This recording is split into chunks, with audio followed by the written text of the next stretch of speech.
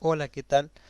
Bienvenidos a la clase 10, en la cual vamos a hablar del sistema tegumentario. Y cuando estamos hablando de tegumentario o tegumentum, que significa cubierta, estamos hablando de la estructura que es externa que vemos, que es nuestra piel, y en la cual, bueno, está la clase 10 y está comprendida dentro, o vamos a hablar de la unidad 6, en ese sistema tegumentario, donde vamos a ver la estructura de la piel, las funciones que tiene y cuáles son esas estructuras anexas de la piel, como las glándulas sebáceas, sudoríparas, ceruminosas, los pelos, bueno, y también un poco del tema de cómo relacionado con la parte clínica, podríamos decir, que tiene que ver con la curación de las heridas, etcétera. Entonces ya habíamos hablado que este es uno de los sistemas, o este es al menos el primer sistema en el cual vamos a comenzar ya el estudio de los diferentes aparatos y sistemas de nuestro cuerpo humano. Entonces, por eso decimos que con este ya damos inicio al estudio de los distintos aparatos, en los cuales vamos a ir tratando de verlos, si bien los vemos desde una visión, digamos, en principio enfocado en el sistema, vamos a ver que estos también se integran con todos los demás sistemas de nuestro cuerpo humano. Bien, la piel entonces cubre la superficie externa de nuestro cuerpo, eso ya todos lo sabemos, pero vamos a ver que está formada, bueno, por la piel y todas esas estructuras anexas que vemos, como son los pelos, las uñas y esas glándulas de las que hablábamos, que las vamos a explicar un poquito cuál es también su función. Así todo, fíjense que la piel es un órgano muy grande e importante en peso, tiene entre casi 4,5 o 5 kilos. Y en superficie podemos decir cubre 2 metros cuadrados, es decir, si extendiésemos la piel de nuestro organismo, veríamos que, acuérdense, 1 metro por 1 metro es 1 metro cuadrado, o sea, esto cubre casi 2 metros cuadrados. Y también lo que tiene la piel es que varía su espesor dependiendo de la región corporal. ¿Sí? En algunas partes puede ser muy delgada, medio milímetro, como en los párpados, o en otras puede llegar a tener hasta 4 milímetros, como por ejemplo en el talón, o cuando se forman ese tipo de callosidades en algunas zonas del cuerpo, en la cual se engrosa para protegerlo. Pero en promedio tenemos más o menos 1 milímetro a 2 milímetros de espesor en las capas de la piel. La piel entonces consta de dos capas, lo que se llama la epidermis, que es la parte más superficial, la que nosotros vemos, y la que está debajo, que es la dermis. Esta es la región un poco más gruesa, que está formada por el tejido conectivo, en donde vamos a encontrar fundamentalmente los nervios y el sistema, o sea, los vasos sanguíneos del sistema circulatorio. Y también fíjense que incluso en este sistema vamos a encontrar parte de lo que es el tejido muscular. No sé, que acá básicamente lo que veníamos hablando, podemos encontrar los 4 tejidos: el tejido conectivo, el tejido epitelial, el tejido muscular y el tejido nervioso, que va a formar parte de, por ejemplo, lo que le otorga la sensibilidad cutánea, por ejemplo, a la piel, es decir, lo que nosotros podemos percibir como sensaciones de táctiles. Entonces vemos que finalmente, o sea, por debajo de la epidermis está la dermis, por debajo de la dermis vamos a encontrar la hipodermis o tejido subcutáneo, que no forma parte de la piel, pero este tejido está íntimamente ligado al sistema tegumentario, ya que le otorga adherencia. ¿Sí? Te dijimos, tenemos la epidermis, está formada por tejido epitelial, y como todo tejido epitelial no está vascularizado. Por lo tanto, por ejemplo, si hay un corte muy superficial sobre la piel que solo implica la epidermis, no va a haber sangrado. Cuando aparece sangrado es porque ya estamos en el tejido, en la segunda capa de la piel, que sería la dermis, que estaba formado, como decíamos, por tejido conectivo. Y por debajo tenemos el tejido subcutáneo, que también está formado por tejido conectivo areolar y tejido conectivo de tipo adiposo. Este tejido conectivo es donde adiposo es donde vamos a encontrar, por ejemplo, el tejido graso, que decimos que incluso en algunas personas obesas puede llegar a ser muy grueso, ya que aumenta de tamaño. Es uno de los que aumenta de tamaño en la obesidad, o porque ahí es donde se depositan la grasa, ¿sí?, que está en exceso en la ingestión en nuestro organismo. Y además, bueno, tenemos muchos vasos sanguíneos y también hay terminaciones nerviosas que contribuyen, como vemos acá, como este corpúsculo de Pacini. Acá también, o sea, el tejido subcutáneo presenta terminaciones nerviosas, así como la dermis y la base, la parte más baja de la epidermis, que vamos a ver que también tienen células nerviosas que permiten distintos procesos de las sensaciones táctiles. Bien, ahora, ¿cuáles son las funciones que tiene la piel? ¿Sí? La piel es muy importante para la homeostasis de nuestro cuerpo, sobre todo porque le otorga esa protección, hacia el medio exterior, o sea, al ser algo que otorga una propiedad de capa o barrera, ¿sí?, no permite el ingreso de microorganismos del exterior o de componentes ajenos a nuestro cuerpo, y por otro lado nos ayuda a regular la temperatura corporal, que no perdamos calor, pero tampoco, si hace demasiado calor, nos permite a través de la transpiración regular esa temperatura, y además nos permite conectarnos con nuestro medio exterior a través del tacto, es decir, nos da esas sensaciones táctiles que nosotros incorporamos como percepciones del exterior hacia nuestro organismo para llevarlas al cerebro. Sí, bueno, entonces dentro de esas funciones tenemos la primera, que es la termorregulación, ¿sí? Por un lado podemos enfriar nuestro organismo cuando hay un exceso de calor, por ejemplo cuando estamos haciendo ejercicio, a través de la liberación del sudor, que permite sacar calor de nuestro organismo. Y por otro lado, cuando hace frío, ¿sí?, se puede regular el flujo sanguíneo para impedir, o para al menos tratar de compensar el calor que le está llegando desde el medio exterior, para que no ingrese a nuestro organismo, aumentando la velocidad del flujo sanguíneo, que tiene una temperatura normal corporal. Por otro lado, vemos que tiene esa función de protección. Existe una capa que se dice de queratina, que son proteínas, que ya la vamos a ver, al menos la más exterior, que protege de los gérmenes, de las abrasiones, es decir, de las raspaduras, del calor y de agentes químicos, porque forma como una película, una capa resistente a calor, distintos agentes químicos, es decir, que no, si tocamos algo, no sé, o jabones o ácidos, no, por ejemplo, que no, eso no ingresa a nuestro organismo, ya que esa capa es impermeable a líquidos, resistente, y está bien sellada, no permitiendo pasajes de líquidos o gérmenes. Por otro lado, tienen esa capa de lípidos que van a evitar también la pérdida de agua, tanto, o sea, desde nuestro organismo hacia el exterior. Cuando se pierden esa capa de lípidos o hay quemaduras profundas, uno de los riesgos es que la persona no puede mantener la hidratación de su organismo, pierde demasiado líquido, se puede deshidratar, y esa es una de las causas de muerte cuando hay quemaduras profundas. También produce el sebo, que es protector, que evita la deshidratación, ayuda a que no se deshidrate también junto con los lípidos, y contiene también sustancias bactericidas que permiten, o sea, que generan o matan bacterias que podrían llegar a instalarse en nuestra piel. Nosotros tenemos bacterias que viven en nuestra piel, que ya están adaptadas, y nosotros estamos adaptadas a ellas, es decir, no nos generan enfermedades, ¿sí?, salvo que puedan ingresar en nuestro organismo. Por otro lado, tenemos un pigmento que es la melanina, que es la que nos protege de los rayos ultravioletas, es decir, esos rayos que son muy penetrantes, que vienen del sol y podrían llegar a generar alteraciones en nuestro ADN celular.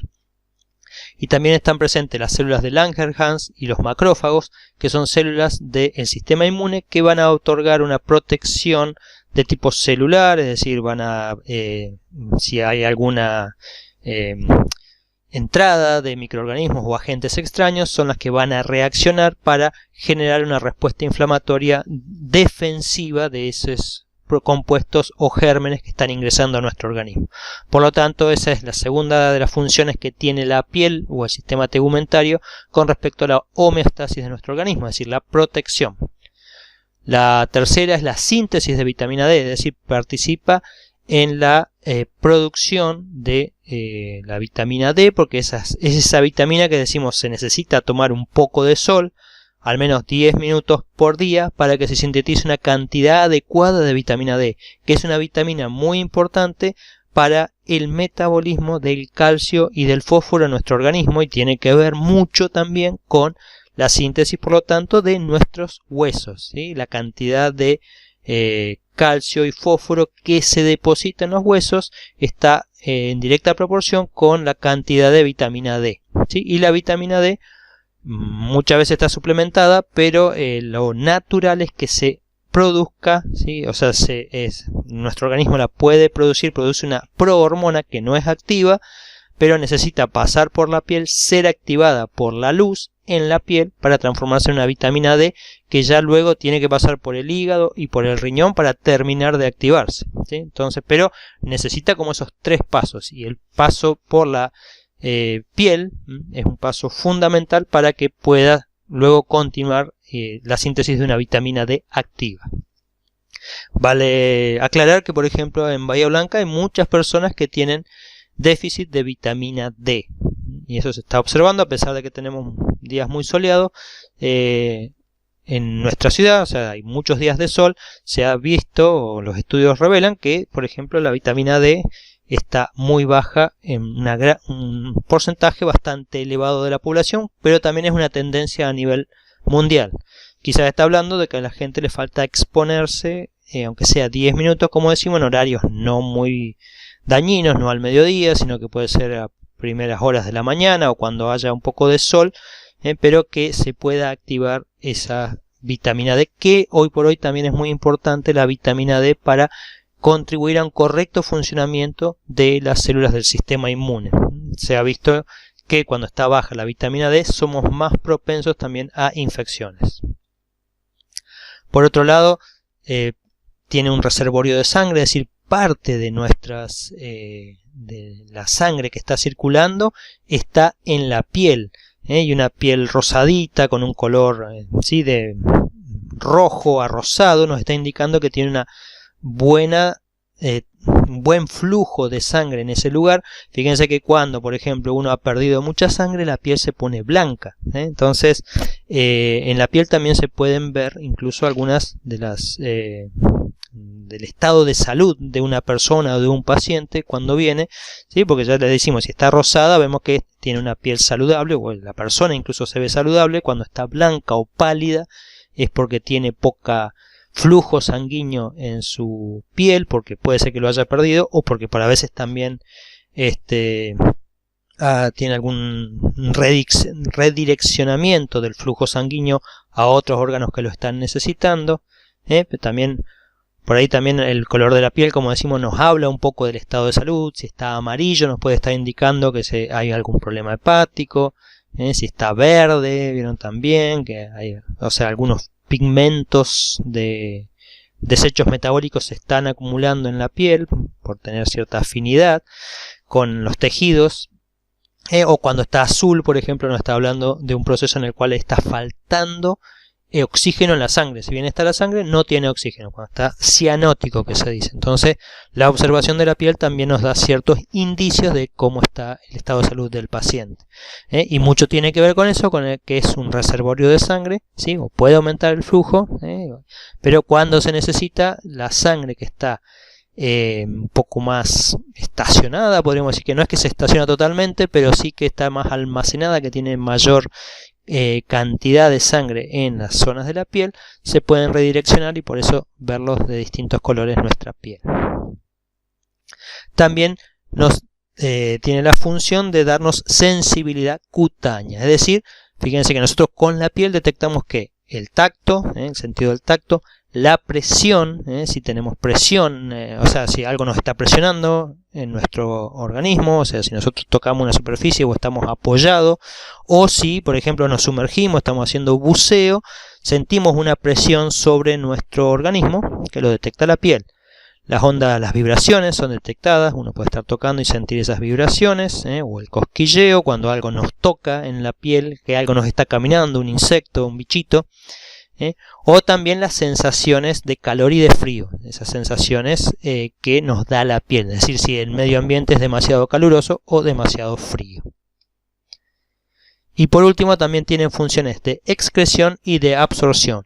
Pues en la excreción vamos a ver que se elimina agua a través de las glándulas sudoríparas, dióxido de carbono, también parte de ese dióxido producido, no todo es exhalado en la respiración, sino también puede ser eliminado a través de la piel. También se eliminan algunos desechos como el amoníaco y la urea. Y por otro lado, a través de la piel se pueden absorber sustancias liposolubles como algunas vitaminas y también algunos fármacos. Así que también tiene algunas funciones, ¿sí?, en la absorción que contribuyen a la homeostasis, al mecanismo de regulación, o sea, o de mantenimiento normal y funcionamiento de nuestro cuerpo. Bien, entonces, ¿cuál es la estructura de la epidermis? Decimos que la epidermis es un epitelio pavimentoso, estratificado, queratinizado, ¿sí? Un epitelio, entonces, o sea, la epidermis, estamos hablando de la capa más externa de nuestra piel o del sistema tegumentario, de los tegumentos, y es un epitelio pavimentoso. ¿Qué quiere decir pavimentoso? Que vamos a encontrar células aplanadas, estratificadas porque va a haber muchas capas, ¿sí? ¿Se acuerdan? Pavimentoso y estratificado son varias capas, y pavimentoso se refiere fundamentalmente a las células más superficiales, las que están expuestas hacia afuera, que son planas. Y queratinizado en este caso porque vamos a ver que presenta alto contenido de esa proteína que es protectora de la piel, que se llama la queratina. Habrán escuchado hablar que vieron que hay compuestos, cremas, etcétera, que tienen queratina, que en teoría deberían favorecer o ser buenas para la piel. Bueno, la queratina es una proteína que normalmente producimos, y si nosotros tenemos una buena ingesta de alimentos y un buen estado de salud en general, deberíamos tener una buena producción de queratina y por lo tanto una piel normal, o ¿sí?, con que pueda cumplir todos los requisitos sin estar añadiendo productos externos, que no sé cuál sería su penetrancia más que llegar hasta esa capa de queratina. Pero vamos a explicar entonces. Decimos que es pavimentoso y estratificado. Y en la estratificación, o en las capas que tiene, vamos a ver que tiene 4 capas o estratos, ¿sí?, que son los principales, que si vamos desde la parte exterior hacia la parte profunda, vamos a ver que tenemos el estrato córneo, el más superficial. Luego le sigue un estrato granuloso. Acá vemos un estrato lúcido que no está en todas las regiones de la piel, solo en algunas, ahora vamos a aclarar. Pero los 4 son los principales: el córneo, el granuloso, donde acá tenemos células muertas, acá tenemos células ya en vías de degeneración, el estrato espinoso, que es un estrato de diferenciación, y un estrato basal o capa basal, que es la más profunda, que ahí sí es una monocapa de células cúbicas a cilíndricas. Ahora, en cuanto al estrato lúcido que le decía que presenta, lo vamos a encontrar solamente en los dedos y plantas del pie, donde vemos esta capa extra de células que tienen algunas características distintas a la de las otras 4 capas que hemos visto. En el tejido epitelial vamos a encontrar fundamentalmente en la epidermis, en la parte más superficial, 4 tipos de células: los queratinocitos, los melanocitos, las células de Langerhans y las células de Merkel. Fundamentalmente la célula principal del tejido epitelial, que es la epidermis, es el queratinocito. Un 90% de las células son queratinocitos, de lo que veíamos acá. Casi todas estas células son queratinocitos en distintos grados de diferenciación. Luego teníamos algunas células de Langerhans, que estamos acá, están en el medio, esas células que son células de defensa. Las células de Merkel, que son células sensitivas, fíjense que está asociada a un disco táctil, que está acá en amarillo. Y por otro lado tenemos los melanocitos, que son estas células con esas prolongaciones, que el melanocito es el encargado de ¿qué? De generar la melanina. Entonces, cuando uno habla de la epidermis, la capa más superficial o la capa epitelial del sistema tegumentario, vamos a decir que tenemos 4 tipos de células: queratinocitos, melanocitos, células de Langerhans y células de Merkel. Dentro de esos, las principales que vamos a encontrar, o el principal componente, es el queratinocito. Fíjense, un 90% son los queratinocitos y, como su nombre lo indica, son los encargados de producir la queratina, esa proteína resistente que otorga tantas propiedades a nuestra piel.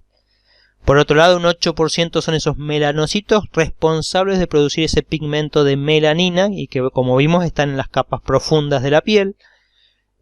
Muy bajos, capaz que un 1%, va a ser estas células que son de células de la inmunitarias que participan en la respuesta inmunitaria.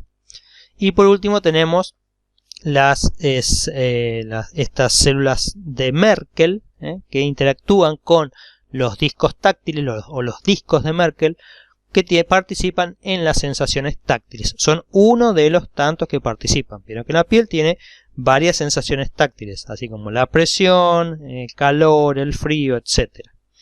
Bien, ellos participan en algunas de estas funciones. Entonces, vamos a ver que esos 4 o 5 estratos, ya dijimos por qué 5, ¿no? Tenemos ese estrato adicional en alguna de las regiones. Son células que están unidas fundamentalmente por uniones celular de tipo desmosoma. Y si vamos nuevamente desde afuera hacia lo profundo, vamos a ver que en el estrato córneo, el más superficial, vamos a encontrar una capa de 25 a 30 células o capas de células de queratinocitos que ya están muertos, ¿sí? Son de estructura plana y que se están constantemente perdiendo, descamando. ¿Vieron que cuando uno hace ese tratamiento que se llama el peeling, lo que hacen es lijar, digamos, la parte exterior de nuestra piel, achicar el estrato córneo de nuestra piel, donde tenemos células o queratinocitos ya muertos, que son células que en su interior solo contienen queratina, o sea, solo le quedó la queratina, esa proteína, y entre células vamos a encontrar lípidos. Entonces, al quedar esta capa de células muertas, es la que tiene la barrera fundamentalmente protectora con el medio ambiente o con la zona exterior a nuestro cuerpo, que nos protege del ingreso de microorganismos, sustancias, agua, ácidos, bases, todo lo que sea, ¿sí? Que esté ahí, que quiera ingresar a nuestro organismo. Sí, entonces es importante destacar que en se me fue el estrato lúcido, en esta capa del estrato córneo, ¿sí? Lo que vemos es que estas células se van superponiendo, se van poniendo unas arriba de la otra, sellando los distintos espacios que haya libre para que queden de una manera así muy ajustada, en el cual otorga el máximo grado de protección, como decimos, a todos los sustancias o compuestos externos que quieran ingresar a nuestro organismo, además de que incluso son capaces, quedan unidas por esas uniones celulares muy firmes que las mantienen juntas, y de esa manera otorgan el máximo de resistencia a esa abrasión y de protección. El siguiente estrato que le seguía es el estrato lúcido, que no está presente en todos lados, pero que puede tener son de 3 a 5 capas de queratinocitos ya muertos, pero que van tomando esa forma más aplanada y empiezan a morirse. Acá es el último esos pasos en los cuales todavía están están en una etapa final de muerte o ya se han muerto y son reemplazadas prácticamente su citoplasma por un gran contenido de queratina. Si ese estrato lúcido está representado acá por esa fina capa de entre 3 a 5, bueno, acá vemos 2 de células que se han muerto, ya no cumplen funciones metabólicas, pero que todavía tienen están con un alto contenido de queratina y sus membranas están bastante engrosadas, pero todavía no han tomado esa forma aplanada. Cabe destacar que, por ejemplo, el estrato córneo es un estrato que se engrosa cuando, por ejemplo, producimos rozamientos o un trabajo mecánico con ciertas partes de nuestro cuerpo. Vieron cuando se engrosa y decimos se forman los callos, por ejemplo en las manos, en las palmas de las manos, donde uno ve que se engrosa cuando, no sé, uno o levanta peso por un tiempo, o está utilizando mucho alguna zona de la piel que está rozando constantemente, se va a engrosar más, con lo cual se forma un callo, y ese callo es un engrosamiento de este estrato córneo.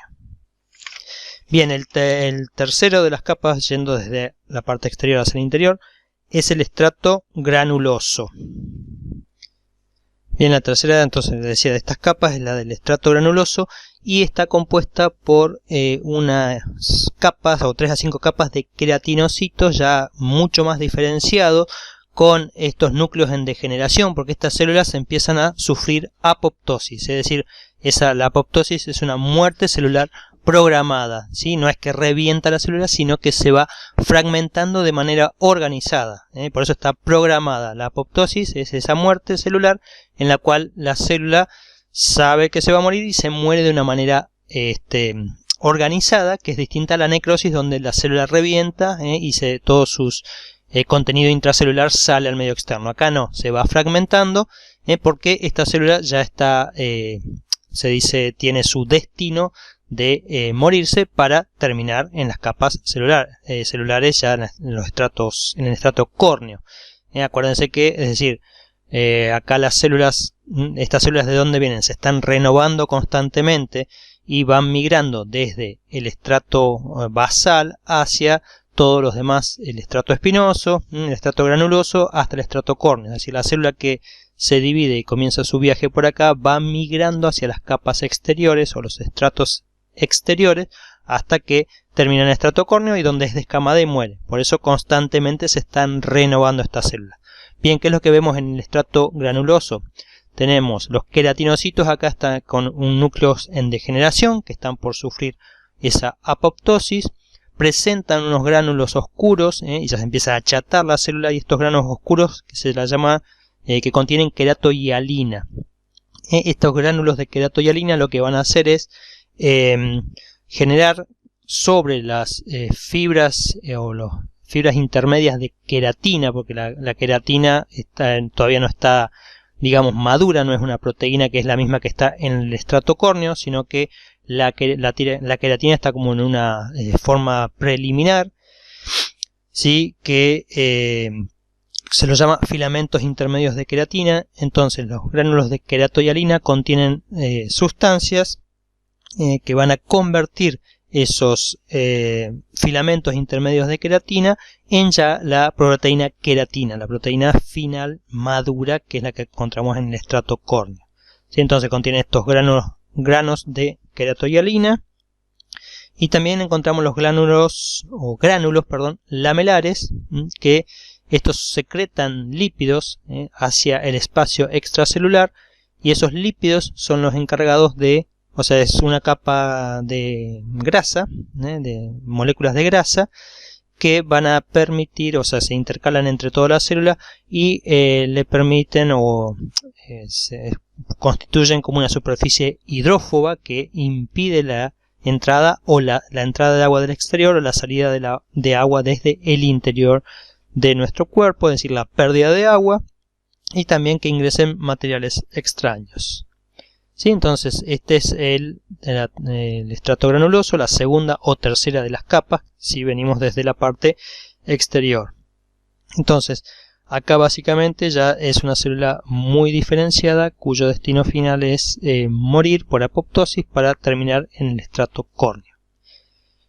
La siguiente capa ya más profunda, el estrato espinoso, está compuesta por 8 a 10 capas de queratinocitos que todavía conservan la capacidad de dividirse, es decir, que se van a dividir. Es una célula más diferenciada que la del estrato basal, ya que produce esos filamentos intermedios de queratina, pero en mayor cantidad que las de las células del estrato basal, y todavía se están dividiendo para aumentar y mantener el número de células que están proliferando para reemplazar las que se están perdiendo en las capas exteriores.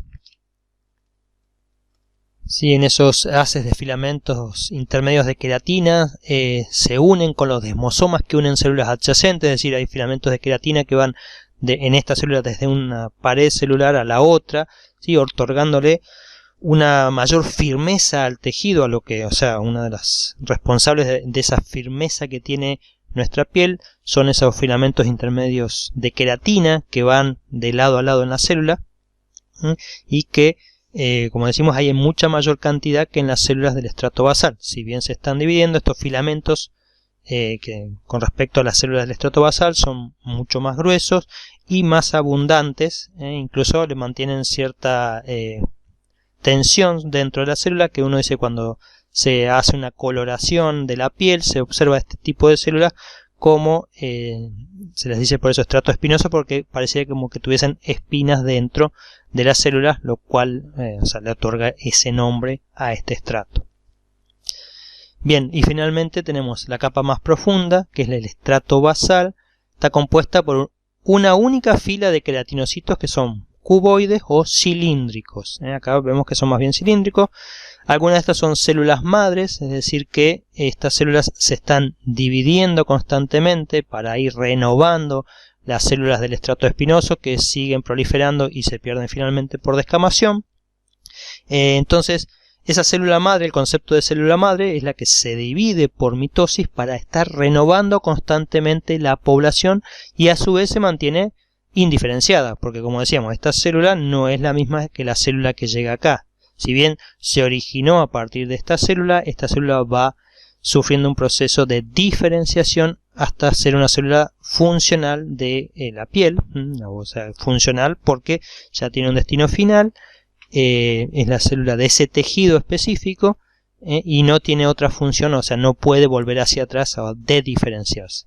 Pero en cambio la célula basal, ¿sí? Esa célula madre, perdón, que es del estrato basal, conserva la capacidad de dividirse y de indiferenciación, o sea que no es la que va a producir la queratina que luego va a aparecer en el estrato córneo.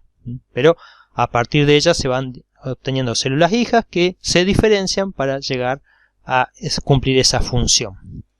¿Sí? Cabe destacar que bueno, acá estas células producen filamentos de queratina que van a unirse entre los desmosomas y también con los hemidesmosomas. ¿Se acuerdan de esas uniones que conectan las membranas con la membrana de esta capa más profunda del estrato basal con la membrana basal del epitelio, ¿sí? Entonces esos fibras o filamentos de queratina están conectando las distintas partes de la célula, aunque están mucho más desorganizadas y no son tan numerosas esos filamentos de queratina como los que va a haber ya en las demás capas.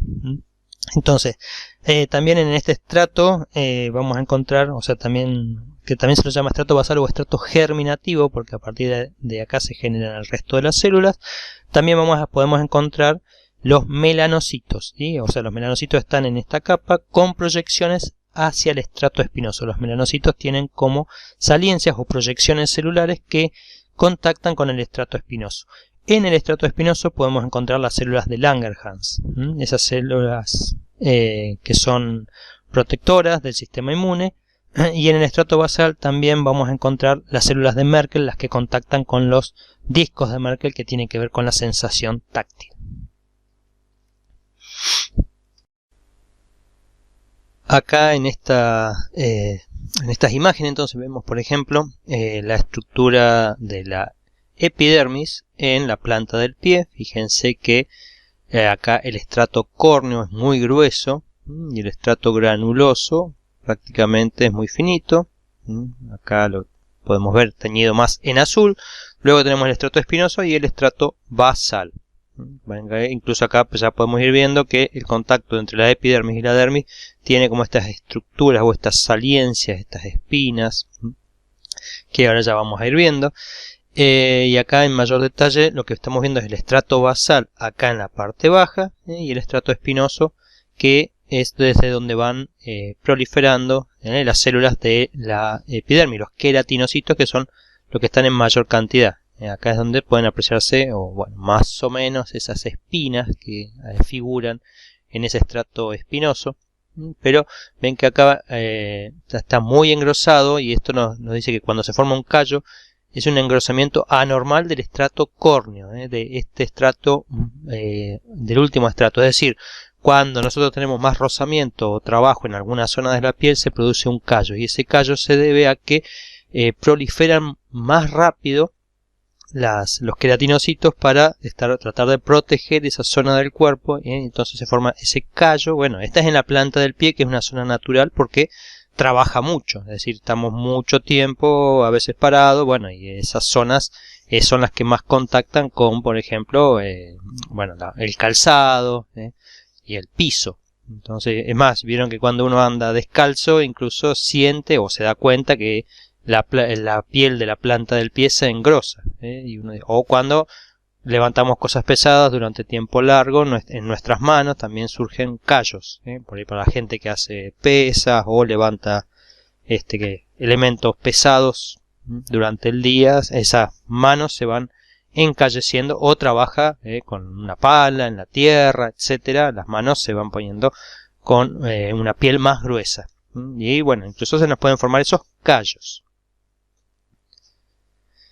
Entonces, ¿cómo es el proceso de queratinización y crecimiento de la epidermis? Si bien ya lo hemos mencionado, esto es para que nosotros, es importante que sepamos que la piel se renueva constantemente, que tiene un tiempo de renovación, que ese tiempo, como nos dice acá, lleva entre 4 a 6 semanas, es decir, entre 28, 30 a 40 días más o menos, acá en una epidermis de 0,1 milímetro. Nosotros hemos dicho que podemos tener entre 1 y 2 milímetros, es más o menos el promedio de la piel. Si hacemos un promedio, hay zonas más gruesas y hay zonas más finas. Pero entonces, o sea que más o menos en 40 días renovaríamos, o sea que nos puede llevar a renovar capaz que entre 50 y 100 días toda esa capa. ¿Cómo se produce la renovación?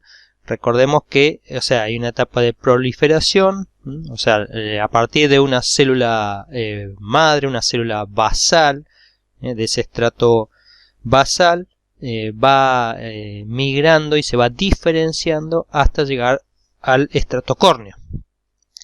Acá tenemos, nos está ejemplificando entonces los desmosomas que unen en esta capa basal, la que es la 10, lo que está señalado acá son los desmosomas. ¿Ves? Fíjense que acá el 4 nos dice es una célula basal que está unida a su membrana basal, y por debajo tenemos el tejido conectivo donde encontramos las fibras de colágeno y los filamentos que están uniendo las fibras de colágeno con la membrana basal, y las células basales de la capa basal, de la capa más inferior de la epidermis, está unida a la membrana basal también por hemidesmosomas. Y acá lo que encontramos adentro son esos filamentos gruesos de queratina inicialmente, ¿sí? O también se los llama tonofilamentos de queratina, es decir, todavía no son, no es esa proteína queratina madura que vamos a encontrar en la célula ya totalmente queratinizada, que es la que está acá representada con con este círculo, con esta figura, ¿no? Llena con un color rojo a bordó. Entonces vemos que a partir de esta célula, ya decíamos, es que la que se divide y prolifera para pasar a la siguiente capa, a la capa del estrato espinoso, donde ya adquieren mayor cantidad de tonofilamentos, o esos filamentos de queratina inmaduros todavía, que van uniendo entre los desmosomas entre sí, que se cruzan, y por eso tienen ese aspecto espinoso. Luego maduran a la tercera capa para pasar a la capa del estrato granuloso, donde se van llenando de granos, y acá tenemos ya la queratohialina, que los va convirtiendo en tonofilamentos, o en esos tonofilamentos, perdón, en filamentos o en queratina ya madura. Recordemos que tiene gránulos también de secreción que secretan lípidos, las células se mantienen unidas, pero acá empieza a involucionar, empiezan a sufrir apoptosis, mientras la queratina los tonofilamentos se convierten en filamentos de queratina, hasta que finalmente la célula muere y pasa al estrato córneo, donde ya es una célula llena de queratina madura, de esa proteína, unidas entre sí, y que por fuera tienen un recubrimiento lipídico. De esta manera es como se va renovando la piel normalmente.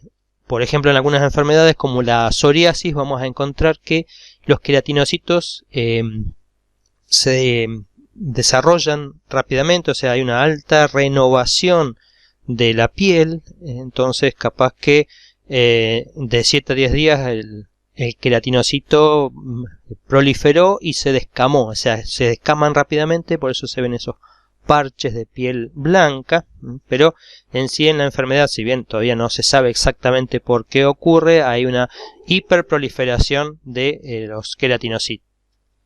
Bien, y también ocurre en esta enfermedad que estamos hablando, en la psoriasis, que incluso al madurar tan rápido, esa queratina que se produce no es la queratina madura habitual, sino que es una queratina anormal, donde no está totalmente formada o madura. Esos tonos filamentos no producen una buena queratina, entonces, o sea, quiero decir, una queratina que es la que es funcional, con lo cual también las células tienden a descamarse más rápido y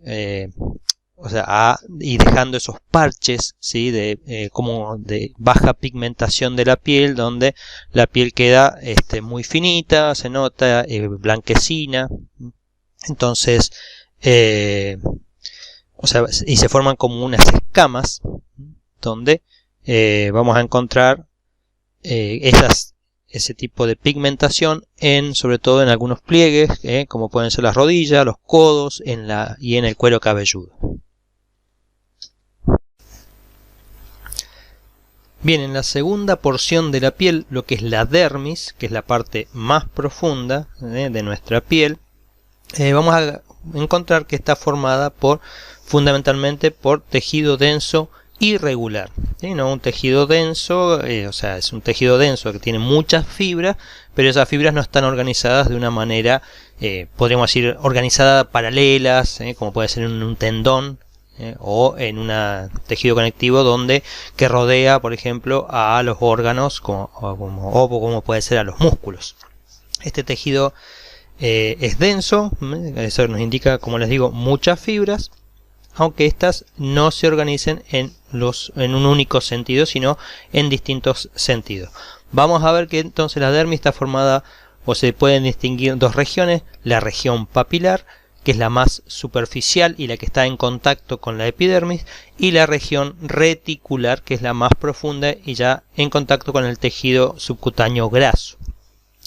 Estas dos divisiones, o sea, se dan porque el tejido que vamos a encontrar ahí y los componentes de ese tejido son distintos entre uno y otro.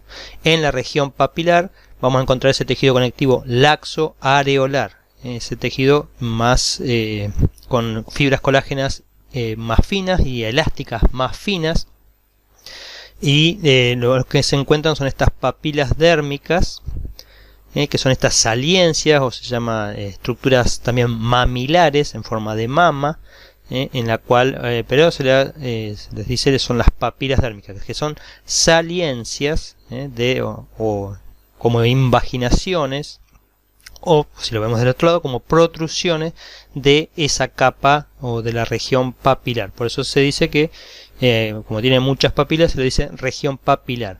Y estas papilas lo que hacen es aumentar la superficie de contacto con la capa superior, con la epidermis, aumentando de esta manera su adhesión, su adherencia, y también como participan. Fíjense que acá lo que vamos a encontrar son corpúsculos del tacto, que son estas que estamos viendo acá, y terminaciones nerviosas libres, que podrían ser estas que llegan acá. Que esas terminaciones nerviosas libres van a participar en distintas sensaciones, como puede ser el calor, el frío, el dolor, el cosquilleo, el prurito, las ganas de rascarse. Ese prurito es la picazón que podemos tener, ¿sí? O sea que básicamente recordemos también que esta es una capa que solamente los nervios llegan hasta la parte inferior de la epidermis, por lo tanto esta no es sensible o sensitiva, no recibe sensaciones, sino que las sensaciones se reciben desde la dermis, o la interfaz entre la epidermis y en la dermis, ¿sí? Los corpúsculos los corpúsculos de Meissner están acá ubicados. ¿Sí? Estos corpúsculos son sensibles al tacto, por lo tanto perciben el tacto, ¿sí? El tacto fino, o sea, lo que nosotros podemos percibir como rugosidades, liso o no. Y otros son las terminaciones libres, que tienen sensaciones de frío, calor, dolor, o esa, como decimos, esa picazón. Por debajo entonces encontramos la capa o la región reticular, que acá ya es un tejido conectivo denso y regular. Ahí las fibras de colágeno y las fibras elásticas ya son más gruesas, son resistentes a la tensión, o sea, se pueden estirar, y además tienen la capacidad de la elasticidad, o sea que pueden volver a su posición. Es decir, yo lo puedo estirar, tienen esa capacidad de distensibilidad, pero también tienen la capacidad de la elasticidad, que es la propiedad de volver a su longitud original una vez que han sido estiradas. Y eso es otorgado gracias a las fibras, o sea, la resistencia a las de colágeno y la elasticidad a las fibras elásticas.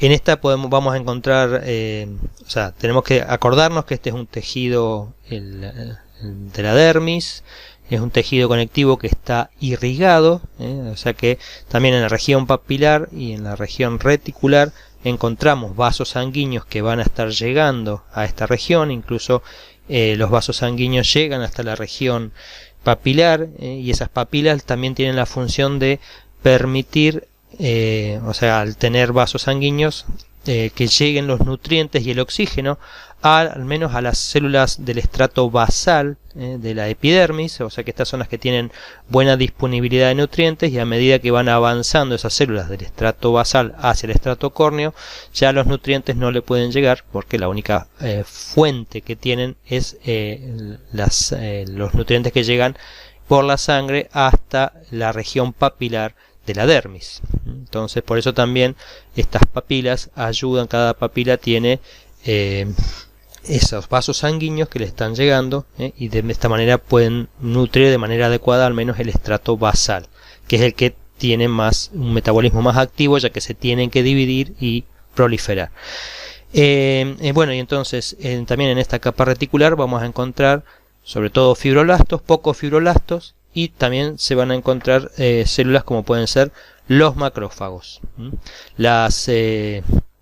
Vamos a ver que macrófagos y también algunas otras células, o fibras nerviosas.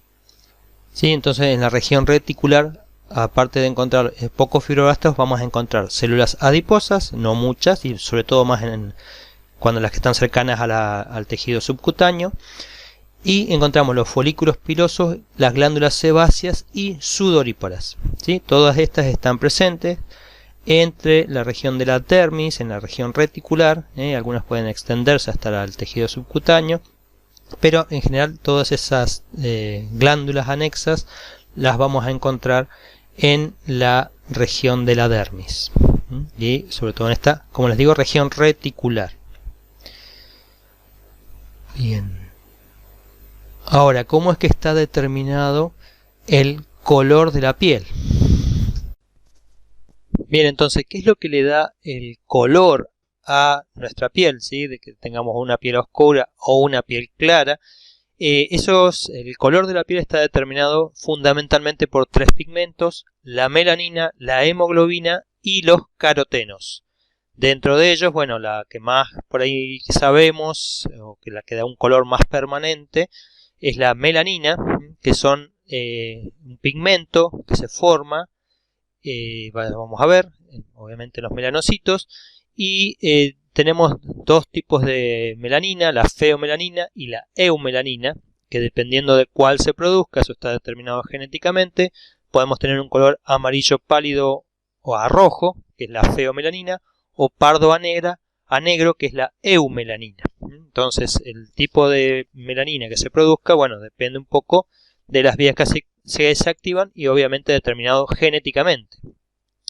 La melanina es producida entonces en el melanocito, que es esa célula que veíamos acá, que hay más o menos un 8% de ellas, o un 6% en la piel, en el estrato basal, con estas prolongaciones, y en un orgánulo llamado melanosoma, el melanocito, produce melanina y luego esa melanina la transfiere a los queratinocitos.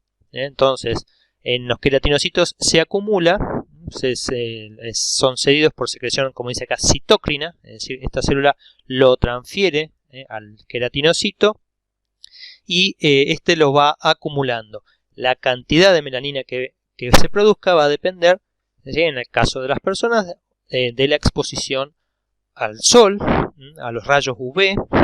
Mientras más exposición a rayos UV, mayor producción de melanina en los melanosomas, y también eso hace que el tipo de melanina que produzca, ¿sí? Por eso podemos tener desde un color, una acumulación de melanina en los queratinocitos, desde un pálido, un amarillo o un pálido a rojo, o ya transformarse en un pardo oscuro o negro cuando se produce mucha más melanina.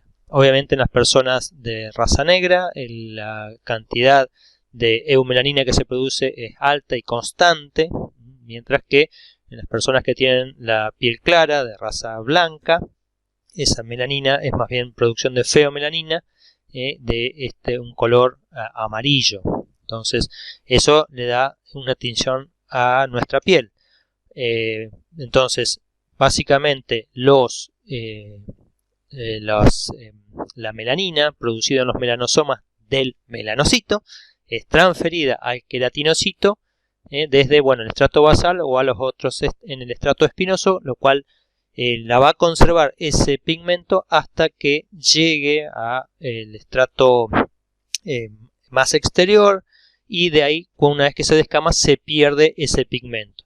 Por eso el bronceado dura un determinado tiempo. Si no nos volvemos a exponer a los rayos UV, la melanina no se sigue produciendo, se produce en mucha menor cantidad, y también el tipo de melanina. Por eso volvemos a tomar el color que tiene nuestra piel cuando no estamos expuestos a rayos UV. ¿Cuál es la función entonces, ya que hay una relación directa entre el tipo de melanina y la cantidad de melanina que se produce con la exposición a los rayos UV? Obviamente eso tiene que ver con la protección que ejerce ese pigmento, ya que absorbe los rayos, para el núcleo celular, es decir, protege los núcleos celulares. O sea, es una forma de protección, de generar una pantalla que absorbe los rayos UV, y de esta manera estos rayos, que tienen una gran penetrancia, no puedan llegar al núcleo celular y dañar el ADN, tanto en la epidermis, que es donde vamos a impedir que pasen, como que ya ingrese a partes más internas como la dermis de nuestro organismo, ¿sí? Entonces su función fundamentalmente es la de protección del núcleo celular, ¿no? o del ADN. Algunas peculiaridades que podemos encontrar con el color de la piel son las efélides opecas, que en estas lo que hay es una acumulación de melanina en parches, y que está determinado genéticamente, que se los ve más en verano porque se acumulan más pigmentos, pero y que luego en invierno se puede disminuir esa cantidad de pigmento que se produce. Otros aspectos o pigmentaciones que podemos encontrar en nuestra piel son los lunares o nevos, en los cuales acá hay un sobrecrecimiento, es decir, los melanocitos en una determinada región de la piel aumentan su cantidad y por lo tanto su producción de pigmento. Pero esto es un sobrecrecimiento que es benigno, ¿sí? No es maligno. Por otro lado, también vamos a ver que el color de la piel va a depender de la cantidad de hemoglobina que tengamos, es decir, del grado de sangre que haya en el tejido, en la dermis, perdón, ¿sí? Recordemos que la epidermis no tiene. Entonces, ya que la hemoglobina también su función es la de transportar oxígeno, y tiene un determinado color rojizo que también depende del grado de oxigenación que tenga. Es decir que en las personas, sobre todo las que tienen piel clara, ese color rosado que tenemos está dado, o rojo, por el pigmento que transportan los glóbulos rojos, que es la hemoglobina.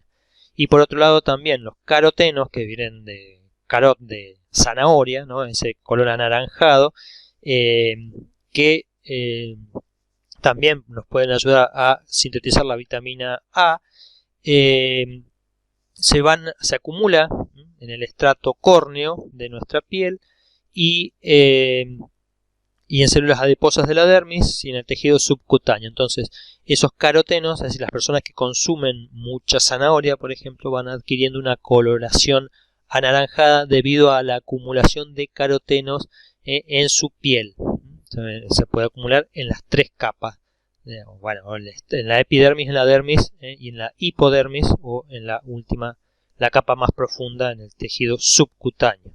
¿Sí? Entonces, ese es un sitio como de depósito. Entonces, o sea, a partir de los carotenos nosotros sintetizamos vitamina A, que es necesario para la visión.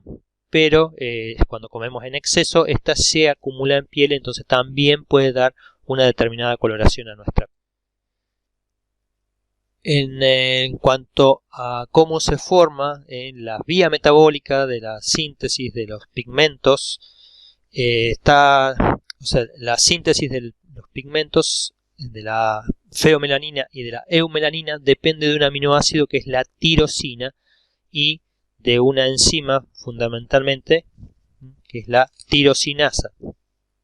Esa enzima es la responsable de generar los compuestos o los intermediarios metabólicos que van a terminar en la síntesis de feomelanina y de eumelanina.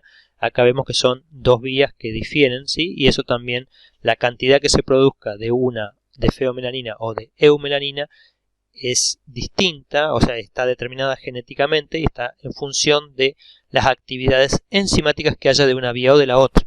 Ustedes no tienen que saber las vías, no pretendemos eso, ¿sí? Pero sí que sepamos que a partir de ese aminoácido tirosina producimos los pigmentos. Y en las personas que tienen déficit o que directamente esta enzima, la tirosinasa, no funciona, se produce esa enfermedad hereditaria que es el albinismo, en la cual hay una incapacidad de producir los pigmentos de la piel. Y por lo tanto, acá lo que vamos a ver es que directamente la persona tiene una piel de un color totalmente blanco y no hay ningún pigmento, tanto en los cabellos, porque también estos pigmentos están presentes en los cabellos y en otras zonas del cuerpo, y aparte tenemos una determinada producción de estos pigmentos normalmente, aunque no estemos expuestos a los rayos UV o los rayos ultravioleta. Por eso la piel queda sin ningún tipo de pigmento, ya que no funcionan esta enzima, la tirosinasa. Sí, bueno, entonces estas personas que sufren de albinismo, sí, tienen, van a tener, como decimos, un cabello, los ojos, y la piel muy clara, y tienen trastornos visuales, es decir, la luz les impacta de manera muy intensa, ya que no tienen ningún pigmento para absorber esa luz y se refleja demasiado ya cuando veamos ojo, nos vamos a dar cuenta, sí, pero al no haber pigmentos que absorben, la luz penetra casi directamente, con mucha mayor intensidad, y la piel tiende a quemarse con mucha mayor facilidad cuando se exponen a la luz solar. Otra forma de enfermedad también es el vitiligo, que es una enfermedad en la cual aparece o hay deficiencias de melanocitos en determinadas zonas de la piel. Es decir, tenemos zonas de la piel que la piel es normal, pero hay determinados parches en los cuales los melanocitos o no están o fueron destruidos, quizás se cree que por el sistema inmune, y entonces aparecen zonas de la piel en la cual va a quedar sin pigmentación y con parches blancos, ¿sí? Eso es lo que se llama el vitiligo. Sí, entonces, en algunos casos, en la piel más clara, como decimos, la melanina se degrada muy rápido, es transferida a partir del melanocito, que va sintetizando en el melanosoma la melanina y la transfiere a los queratinocitos, donde luego esa estructura se va degradando mucho más rápido cuando la piel es clara que cuando la piel es oscura. ¿Sí? La piel oscura tiene mayor cantidad de melanina y que esta melanina se degrada mucho más lentamente, por lo tanto la piel tiende a permanecer más oscura. Recordemos que es la melanina contenida en el melanosoma que se transfiere al queratinocito, y el queratinocito tiene una vida útil, ya vimos, de 4 a 6 semanas, bueno, depende el grosor de la piel, pero bueno, perdura ese tiempo. Luego de que se descama, entonces el pigmento que había quedado contenido en ese queratinocito y que luego descama, obviamente se pierde. Por eso se pierde la tonalidad del bronceado en las personas de piel clara. En cambio, en las personas de piel oscura, esta melanina no se va degradando y se produce en mayor cantidad. La que aumenta la actividad enzimática en los melanosomas, entonces, como ya dijimos, es la luz ultravioleta. Y también la piel nos tiene el color, nos tiene que dar ciertas indicaciones diagnósticas, nos puede dar en algunos trastornos. Por ejemplo, ya habíamos dicho, cuando está azul nos indica que está cianótica, que falta oxigenación adecuada en los pulmones. Recordemos que la hemoglobina también es un pigmento que da cierta coloración a la piel. Entonces, cuando estamos azul es que nos falta oxígeno en sangre. Cuando está amarillenta nos indica que hay una ictericia, o sea, la ictericia es la manifestación de una enfermedad que puede ser hepática, en donde se acumula un pigmento que no se está produciendo en el hígado o no se está produciendo de manera adecuada en el hígado, que es la bilirrubina. Es un pigmento de color amarillo que viene de la degradación de los glóbulos rojos, de la hemoglobina. Sí, la hemoglobina mientras está normal es roja, pero cuando se degrada pasa a bilirrubina, y si el hígado no lo puede sacar de circulación, esta bilirrubina se acumula en la piel generando esa coloración amarilla. O sea, una piel amarillenta es una que se dice que tiene ictericia. Esto ocurre muchas veces en los recién nacidos que tienen una ictericia fisiológica que luego se resuelve. O puede ser patológica cuando no se resuelve o se eleva demasiado. Si tenemos una coloración rojiza se lo llama eritema, que en donde hay un enrojecimiento de la piel porque puede haber una lesión cutánea, exposición al calor, o sea, una quemadura, una infección o una inflamación o una reacción alérgica. Es decir, toda zona de la piel que se pone roja se la llama eritema. Y la causa de ese eritema puede ser varias cosas, como puede ser una quemadura, una infección, una inflamación, etc. Si está pálida es que la sangre se ha retirado. ¿Por qué? Porque no tenemos sangre por una cuestión de que haya un shock, donde se está perdiendo sangre y la sangre se redistribuye, sangre del organismo, y se va de esa zona. ¿Se acuerdan que el sistema tegumentario también sirve como reserva de sangre? Porque contiene una alta proporción de la sangre que está en circulación. O también nos puede indicar que haya anemia, que no haya suficiente cantidad de sangre en circulación o de glóbulos rojos, o esos glóbulos rojos no tengan suficiente cantidad de hemoglobina. O sea, una piel pálida también nos está indicando, no cuando uno tiene ese frío, sino que hay en condiciones normales, ¿sí? En las cuales no sentimos ni frío ni calor, la persona, aunque esté pálida, aún estando en condiciones normales, puede indicar una anemia, una falta de producción de glóbulos rojos.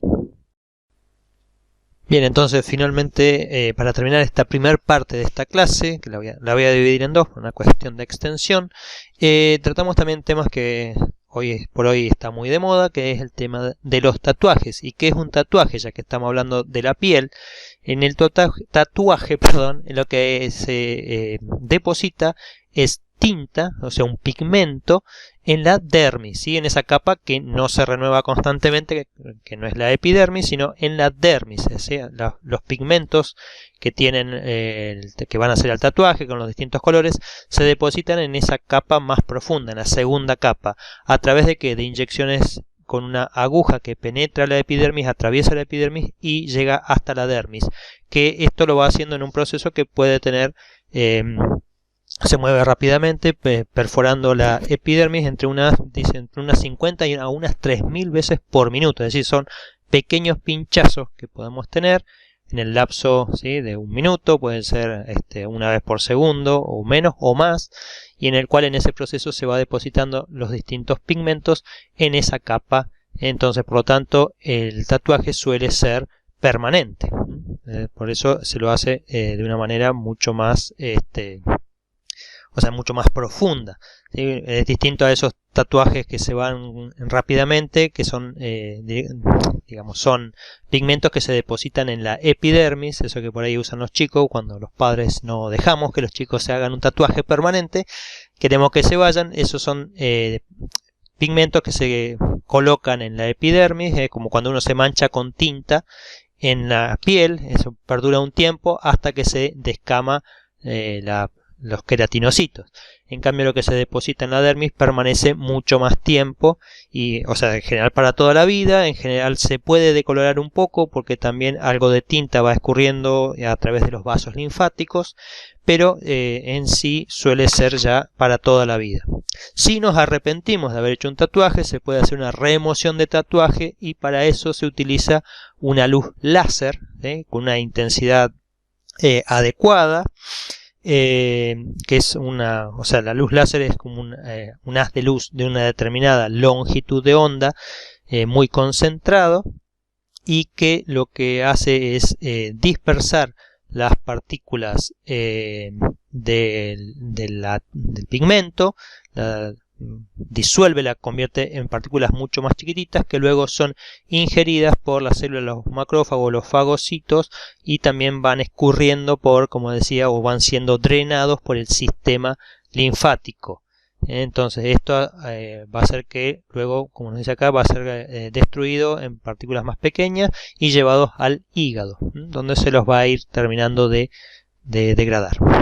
Bien, de esta manera terminamos esta primera parte, que luego vamos a continuar en la segunda con las estructuras anexas de la piel.